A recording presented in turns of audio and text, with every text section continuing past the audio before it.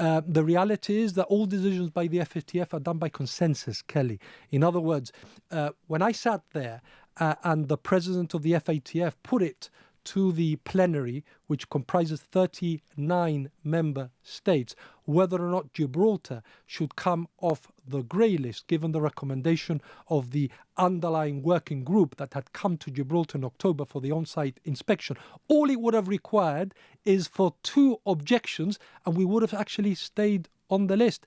What would you say is the reputational damage of having been grey-listed for this year and a half, these 18 months? Well, let me say that nobody, as I've said, nobody wants to be on a grey list, but prior to taking office, prior to the general election, I was the head of the largest law practice in financial services in Gibraltar.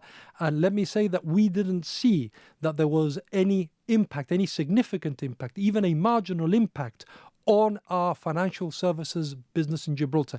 And therefore, whilst in other cases, in other jurisdictions, being on the grey list means that they see a deterioration of economic growth, we didn't see that in Gibraltar. And I think it's testimony to the fact that we explained very clearly to all stakeholders that the reason why we were on the grey list was because of 2 action points. Let me say that one of the action points for which we were on the grey list is allegedly for our regulatory bodies in the not levying sufficient number of fines in Gibraltar.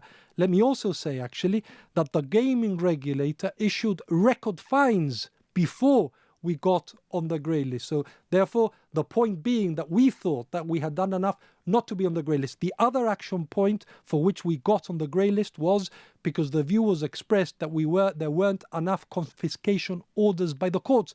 Let me say, Kelly, that the reason why there weren't enough confiscation orders being issued by the courts was because the preceding period was the COVID period. If other jurisdictions were also in the same situation, perhaps Gibraltar should have been given the degree of leniency that we had asked for. The next evaluation process in 3 years' time, I am very pleased to confirm that the work has already started. In other words, we started the work on the next evaluation even before we got on the grey list.